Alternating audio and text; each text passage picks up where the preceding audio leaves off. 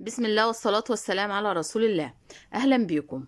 النهاردة هنعمل مع بعض وصفة جميلة جدا وبنستغناش عنها في العزومات. هنعمل مكرونة بالبشاميل. هنعملها سهلة واقتصادية بقدر الإمكان. هنا معايا بصل مفروم، معايا كمية حلوة كده من البصل.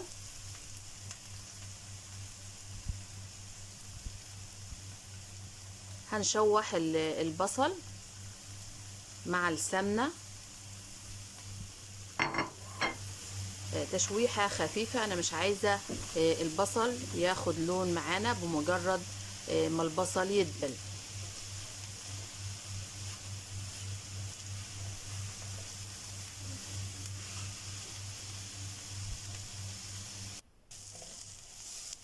هنا خلاص البصل دبل معانا.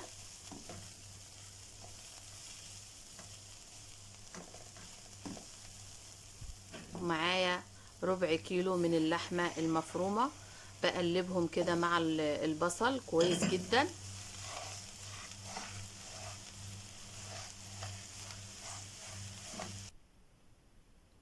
بقلب اللحمة مع البصلة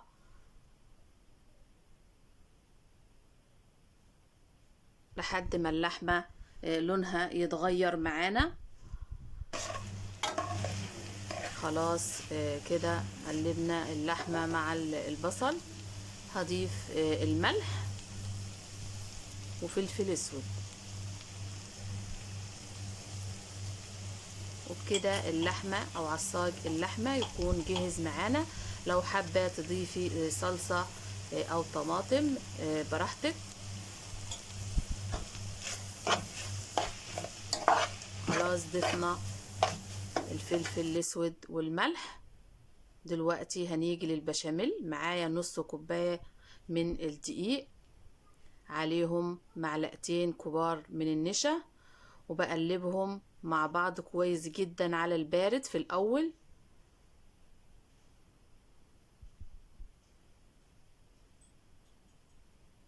بضيف الملح، فلفل اسود، مكعب من المرقة اختياري،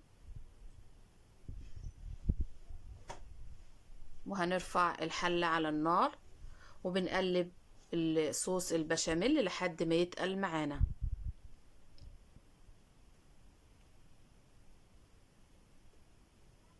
خلاص كده البشاميل جهز معانا.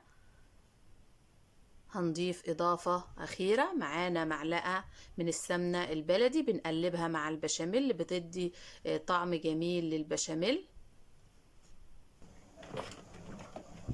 وكده البشاميل يكون جهز معانا.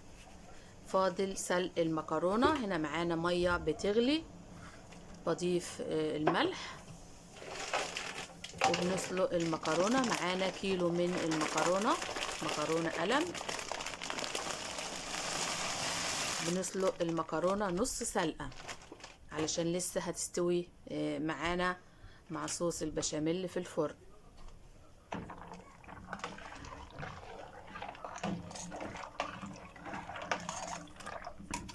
بسوي المكرونة 50% بس. هنجمع الطبق مع بعض. صفينا المكرونة، استوت نص سوا وصفيناها. وهنا انا معايا الصينية، هنا المكرونة نص سلقة. بضيف نص البشاميل على المكرونة كلها وبقلبهم مع بعض كويس جدا علشان كل مكرونة تكون متغلفة بالبشاميل.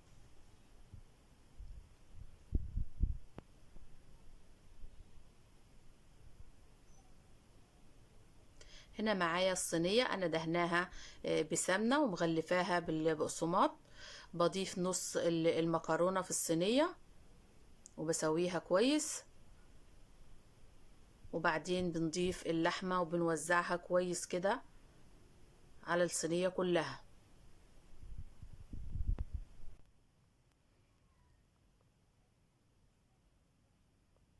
وبعد ما حطينا اللحمة وسويناها كويس كده ووزعناها على الصينية، بنضيف نص المكرونة التاني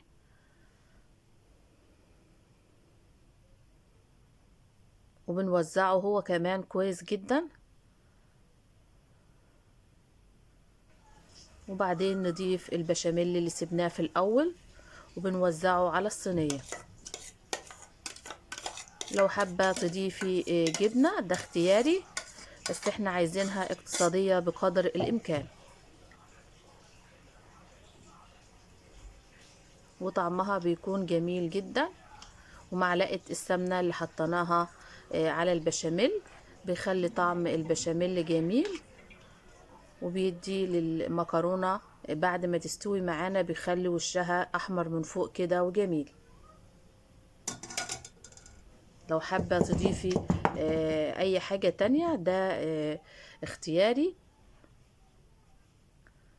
هنا دي المكرونة بعد ما دخلناها الفرن وحطيناها تحت الشواية وخدت معانا الوش الجميل ده.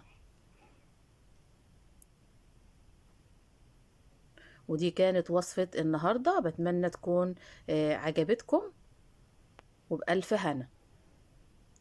واستنونا في فيديوهات تانية بمشيئة الله. وما تنسوش تحطوا لايك للفيديو، ومستنية رأيكم في التعليقات. وفي حفظ الله ورعايته.